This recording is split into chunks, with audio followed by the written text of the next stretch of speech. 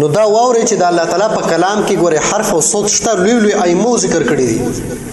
د ټولو نه وړاندې به درته امام خدا خبره به ځان سره یاد ساتئ چې د الله په کلام کې حرف شته صوت شته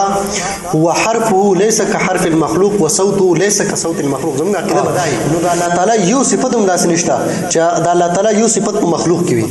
د مخلوق صفت الله لور کې د الله صفت مخلوق لور کې نو دا اعتراض په باندې څوک نشي کولای چې د الله تعالی په کلام کې د صوت ثابت کو دا صوت خو چې کوم دی نو پلان کې د لپاره ثابت دی زید د لپاره ثابت دی دا خو د انسان صفت دی د مخلوق صفت دی نو مخلوق صفت دی الله لور کو نه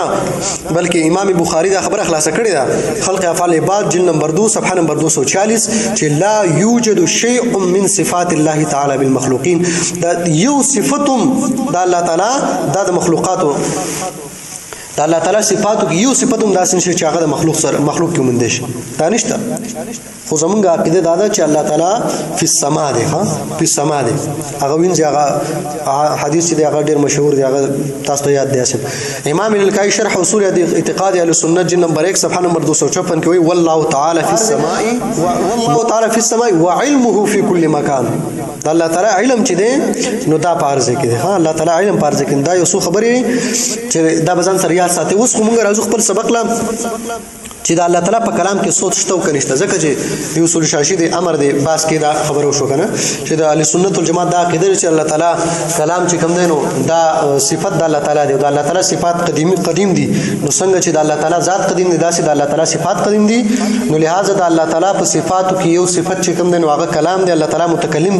متکلم دی خو وس د الله تعالی په کلام کې حرف او صوت نشته ځکه دا د قبيله د حدیث نه دي او د الله تعالی چې کوم دی نو هغه کلام صفات چې دی هغه قدیم دی لہذا قدیم څنګه مرکب شو د حدیث نه دا دې جواب دی چې الله تعالی متکلم دی دا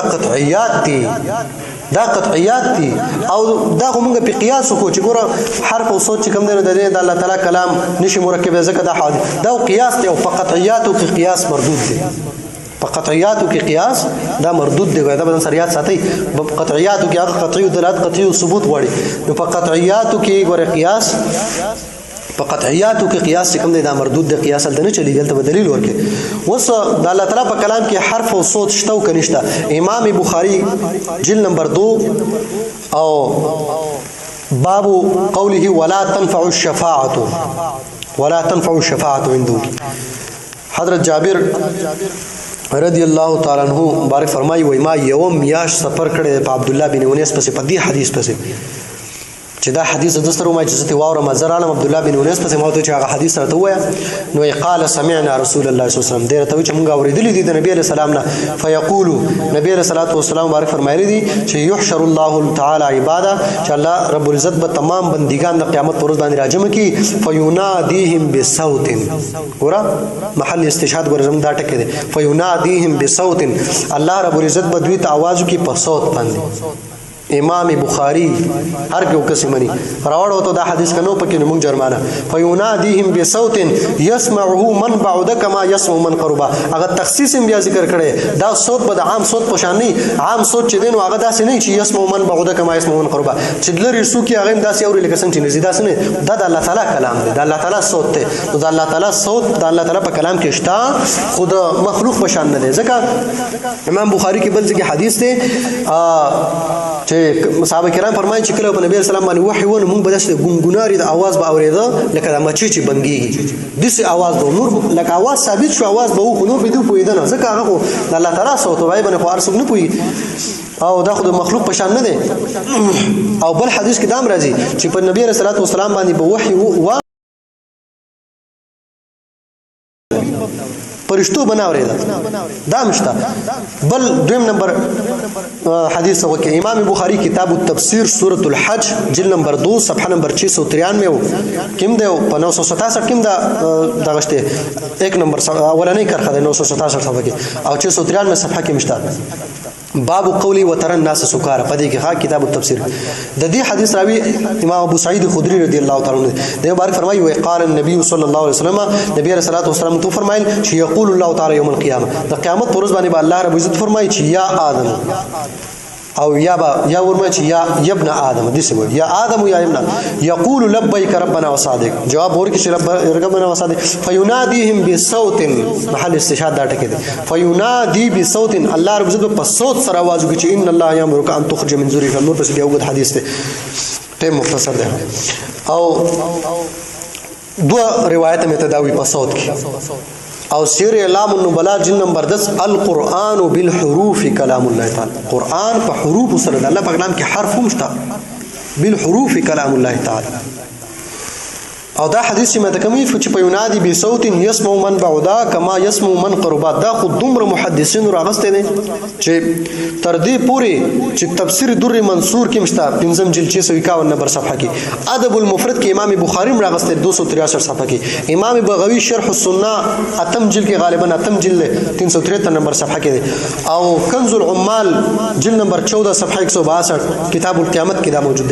دی امام ابو نعیم عمر راغسته په کتاب المعرفه کې جلد نمبر 3 صفحه نمبر 100 او امام الطبرانی موجم کبیر جلد نمبر 11 صفحه 3662 او امام حسمی مجمع الزوائد جلد نمبر 1 صفحه نمبر 177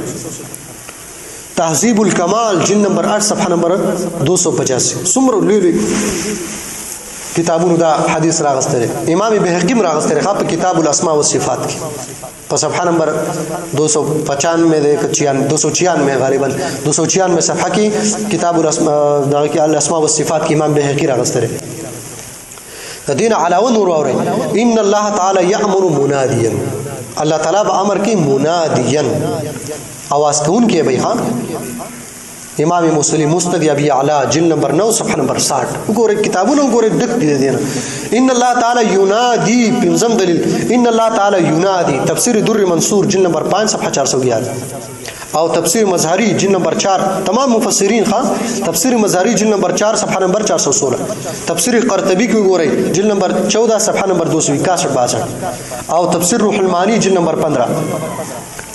صفحہ نمبر 264 اور تفسیر منیر جلد نمبر 8 صفحہ نمبر 292 تفسیر تبیان القرآن جلد نمبر 7 صفحہ 198 تفسیر قرطبی گور جلد نمبر 10 صفحہ نمبر 362 شپږم دلیل تو ګور ان الله تعالی ینادی بصوت رفیع الله تبارک وتعالى ګور بصوت رفیع واوري ګوره الفاظ تو دس بصوت رفیع نزان سره یاد ساتي بیا تاسو ځان لیکئ نو دا بیا ځان لیکم ها دا ریکارډینګ کې دنه بیا ځان لیکئ ان الله تعالی ینادی بصوت رفیع الله تبارک وتعالى ینادی आवाज بکای بصوت رفیع پوچت आवाज باندې تفسیر جمل جلد نمبر 4 صفحه نمبر 427 وم دلیل ان الله تعالی یکلم بالصوت پیرانو پیر سے شیخ عبد القادر جیلانی بنیۃ الطالبین جلد نمبر 1 صفحہ نمبر 130 ان اللہ تعالی یکلم بالصوت اتم دلیل تو فی کلام اللہ تعالی صوت دا اللہ تعالی په کلام کې صوت شته او ابن بطم ذکر ہے ابن بطہ په جلد نمبر